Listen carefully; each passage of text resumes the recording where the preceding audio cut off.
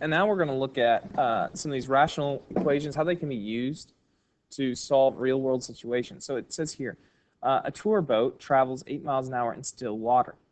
Now, how do we use rational with speed? And I'm going to stop right just after this first sentence, is this. If you're talking about boats or airplanes, we'll usually use a rational equation because boats and airplanes are both affected by other sources. Like a boat is affected by the current, an airplane is affected by the wind. A car isn't affected by the wind. Just think about it. If a car is on the highway and the wind's blowing, it's not going to move the car. The car is grounded to the road. So we usually use these when we talk about anything in the water or up in the air. So it says the boat travels 12 miles total. That's its distance. And sorry about the two typos, but they're there.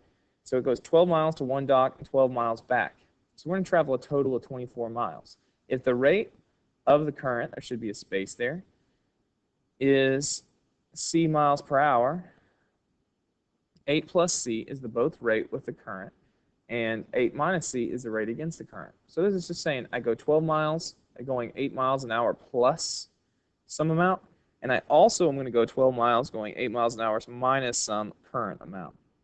It says graph the function, describe and analyze its end behavior.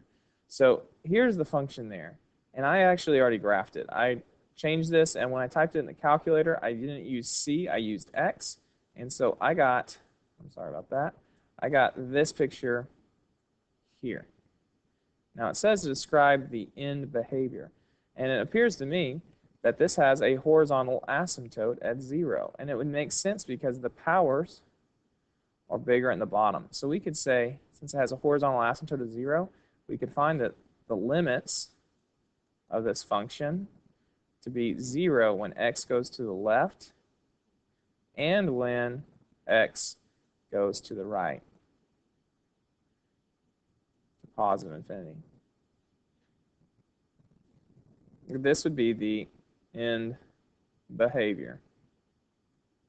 Now, the reason it would look like that, if you're wondering, is because if you really wanted to get this as a function, what you would do is you would have to get a common denominator. So you'd say 12, this one's missing 8 minus c, and then you would have 8 plus c times 8 minus c, whoops, 8 minus c, and then you would add that to 12 times 8 minus c over, again, 8 plus c, 8 minus c.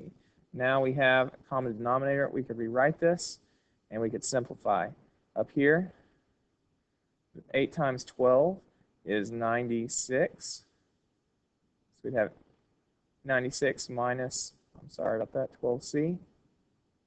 And then here I'd have plus 96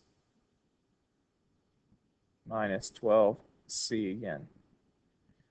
Excuse me, I messed up over here. This needs to be a plus, which would change this to a plus 12c. So we can see that those would cancel, then minus 12c.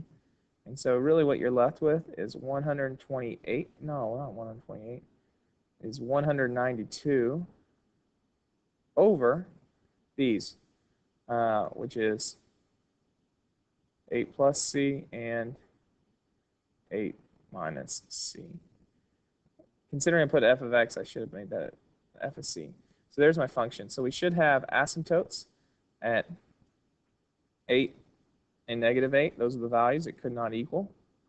But we can see that the end behavior is going off to the right because this is bigger on the bottom. We have 2 powers on the bottom. That's why it does so.